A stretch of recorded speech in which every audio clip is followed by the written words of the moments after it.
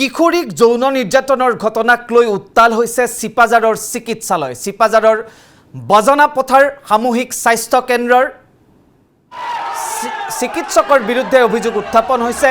উত্তেজিত ৰাইজে ভাঙি লণ্ডভণ্ড কৰিলে অভিযুক্ত চিকিৎসকৰ বাহন। আবু ছায়েদ নামৰ চিকিৎসকজনক আবদ্ধ কৰি ৰাখে ৰাইজে। চিকিৎসক আবু ছায়েদক গ্ৰেপ্তাৰ শাস্তিৰ দাবীত সৰব হৈছে ৰাইজ। পৰিস্থিতি নিয়ন্ত্ৰণৰ বাবে চিকিৎসালয়ত মোতায়েন কৰিবলগীয়া হৈছে আৰক্ষী। আৰু ইয়াত দৃশ্য আহি পৰিছে, চিকিৎসকক আবদ্ধ কৰিছে ৰাইজে, চিকিৎসকজনৰ বাহন ভাঙি চুৰমাৰ কৰিছে ৰাইজে। কিশোৰীক যৌন নিৰ্যাতনৰ ঘটনাক লৈ এনেধৰণে উত্তাল হৈ পৰিছে চিপাঝাৰৰ চিকিৎসালয়। চিপাঝাৰৰ বাজনা পথাৰ সামূহিক স্বাস্থ্য কেন্দ্ৰৰ চিকিৎসকৰ বিৰুদ্ধে গুৰুতৰ অভিযোগ উত্থাপিত হৈছে। উত্তেজিত ৰাইজে ভাঙি লণ্ডভণ্ড কৰিছে অভিযুক্ত চিকিৎসকৰ বাহনখন। পৰিস্থিতি নিয়ন্ত্ৰণৰ বাবে আৰক্ষী মোতায়েন কৰিবলগীয়া হৈছে হাস্পতাল চৌহদত। আমি অধিক জানিবলৈ সংযুক্ত হৈছোঁ চিপাঝাৰৰ সতীৰ্থ সাংবাদিক হেমচন্দনৰ সৈতে। হেমচন্দন, পৰিস্থিতি স্বাভাৱিক হৈছেনে? হয় গুঞ্জন, আচলতে পৰিস্থিতি এই মুহূৰ্তত শান্ত হৈছে। এইমাত্ৰ চিকিৎসকগৰাকী চিকিৎসালয়খনৰ পৰা জিলা আৰক্ষী অধীক্ষকগৰাকীৰ তত্বাৱধানত ইয়াৰ পৰা উলিয়াই লৈ যাবলৈ সক্ষম হৈছে। আচলতে দিনৰ 11 বজাতে যিটো ঘটনা ঘটিছিল, এয়া চিপাঝাৰৰ বাজনা পথাৰ থলি হৈ নামৰ এখন গাঁৱত থকা বাজনা পথাৰ সামূহিক স্বাস্থ্য কেন্দ্ৰটো 30খন বিচনাযুক্ত স্বাস্থ্য কেন্দ্ৰটো এগৰাকী একাদশ শ্ৰেণীৰ ছাত্ৰী মাকৰ সৈতে আহিছিল স্বাস্থ্য পৰীক্ষা কৰিবলৈ, কিবা অসুখ দেখুৱাবলৈ। আৰু মাক বাহিৰত থকা অৱস্থাত সেই একাদশ শ্ৰেণীৰ ছাত্ৰীগৰাকীক চিকিৎসকগৰাকীয়ে যৌন আতিশয্য চলোৱা বুলি এই ছোৱালীজনীয়ে ছাত্ৰীগৰাকীয়ে মাকক কৈছিল। আৰু ছোৱালীজনীয়ে কোৱা মতে চিকিৎসকজনে অশালীন ব্যৱহাৰ কৰিছিল আৰু গোপন অংশত, শৰীৰৰ গোপন অংশত হাত দিছিল এই ডাক্তৰগৰাকীৰ নাম আবু ছায়েদ। আৰু এই আবু ছায়েদৰ যিটো অপকৰ্ম কৰাৰ অভিযোগ উত্থাপন হ'ল, তাৰ পিছতে ছাত্ৰীগৰাকীয়ে কান্দি কান্দি মাকক এই ঘটনাৰ কথা কৈছিল। আৰু সকলোৱে এই কথা গম পালে। তাই সেই 11 বজাৰ পৰা ইয়াতে ক্ৰমে ইয়াতে ক্ষোভিত ৰাইজৰ ভিৰ বাঢ়ি যাবলৈ ধৰিলে। আৰু ৰাইজে এক প্ৰকাৰ চিকিৎসকগৰাকীৰ যিখন বিলাসী বাহন আছিল, সেই বিলাসী বাহনখন ভাঙি পেলাইছে, শিল ইটা মাৰি ভাঙি পেলাইছে। লগতে চিকিৎসালয়খনৰ কিছু দুৱাৰ খিৰিকী ভাঙি পেলাইছে। পৰিস্থিতি এতিয়ালৈকে উত্তপ্ত হৈ থাকিল 11 বজাৰ পৰা 4 বজালৈকে। ইমানেই উত্তপ্ত হৈ পৰিছিল, ক্ৰমান্বয়ে মানুহৰ ভিৰ বাঢ়ি গ'ল, হেজাৰ ইয়াতে ৰাইজ সমবেত হ'ল। আৰু দৰং জিলাৰ পৰা প্ৰথমে অতিৰিক্ত আৰক্ষী অধীক্ষকগৰাকী আহিছিল আৰু চিপাঝাৰ থানাৰ পৰাও ইয়াতে আৰক্ষী মোতায়েন কৰা হ'ল, ইয়াতে অৰ্ধসামৰিক বাহিনী মোতায়েন কৰা হ'ল। আৰু ক্ৰমান্বয়ে উত্তেজিত হৈ আহিছিল ৰাইজ, বুজনি দিবলৈ চেষ্টা কৰিও বিফল হৈছিল। এতিয়া এই 4 বজাত অৱশেষত আৰক্ষী অধীক্ষকগৰাকীৰ হস্তক্ষেপত পৰিস্থিতি শান্ত হ'ল আৰু এই চিকিৎসকগৰাকীক উলিয়াই নিবলৈ সক্ষম হৈছে।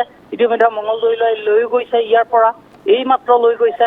আৰু ৰাইজে দাবী কৰিছে, আচলতে যিটো ঘটনা সংঘটিত হ'ল, যদি চিকিৎসকৰ হাততেই ৰোগী সুৰক্ষিত নহয়, মহিলা সকল সুৰক্ষিত নহয়, তেনেহ'লে চিকিৎসা ব্যৱস্থা অত্যন্ত এটা গুৰুতৰ অভিযোগ উত্থাপন কৰিছে। আৰু ৰাইজে দাবী কৰিছে যে চিকিৎসকজন গ্ৰেপ্তাৰ হ'ব লাগে। সেই সন্দৰ্ভত আৰক্ষীয়ে কি বিহিত ব্যৱস্থা গ্ৰহণ কৰিছে?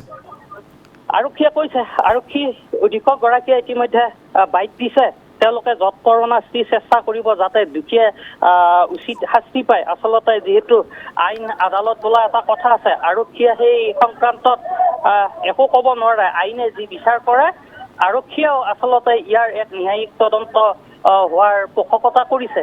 আৰু ৰাইজেও দাবী উত্থাপন কৰিছে, প্ৰকৃততে যদি দোষী হয় আৰু এই দোষী চিকিৎসকগৰাকীক এক শাস্তি দিব লাগে, দৃষ্টান্তমূলক শাস্তি দিব লাগে। ধন্যবাদ জ্ঞাপন কৰিছোঁ হেমচন্দন শৰ্মা। আৰু সম্প্ৰতি পৰিস্থিতি স্বাভাৱিক হৈছে, কিন্তু অতি গুৰুতৰ অভিযোগ উত্থাপন হৈছে চিকিৎসকৰ বিৰুদ্ধে। চিকিৎসকজনক গ্ৰেপ্তাৰৰ দাবী উত্থাপন কৰিছে ৰাইজে।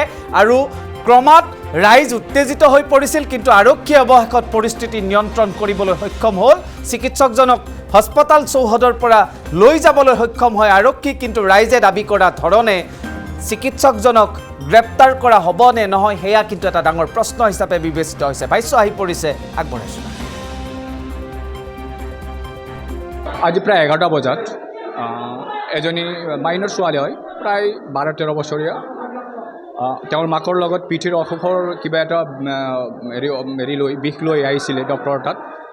ডক্টৰৰ তাত যেতিয়া সোমালে, ছোৱালীজনী যেতিয়া সোমালে, তেতিয়া মাকে আকৌ নিজৰ চিকিৎসাৰ কাৰণে আকৌ মাক ইয়াৰ কাউণ্টাৰত আহি কিনে নিজৰ নাম ৰেজিষ্ট্ৰেশ্যন কৰিবলৈ আহিলে। তেতিয়া ছোৱালীজনী ডক্টৰৰ লগত কক্ষত মানে অকলে আছে।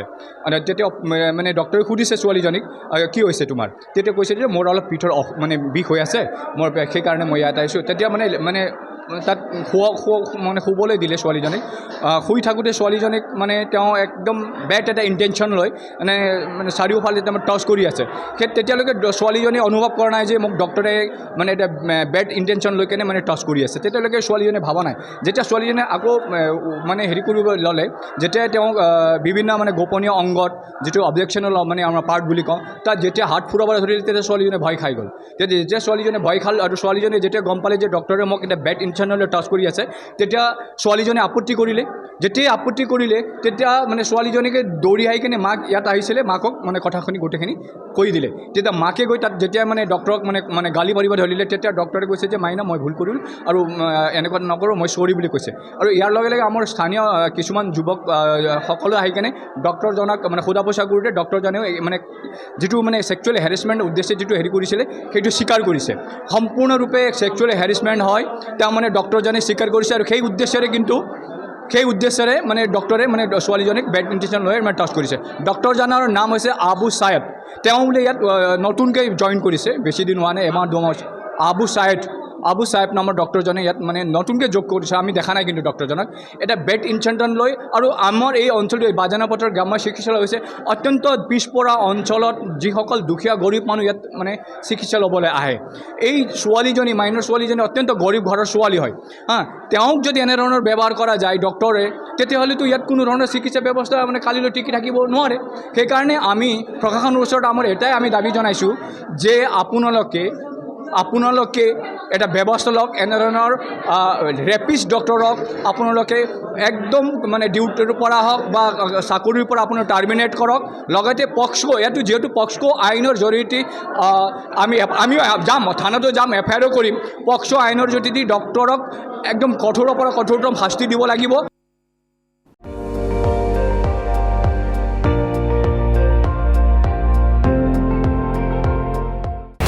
আপুনি চাই আছে ND24, সৰ্বশ্ৰেষ্ঠ নহয় সৰ্বোত্তমৰ দৌৰত।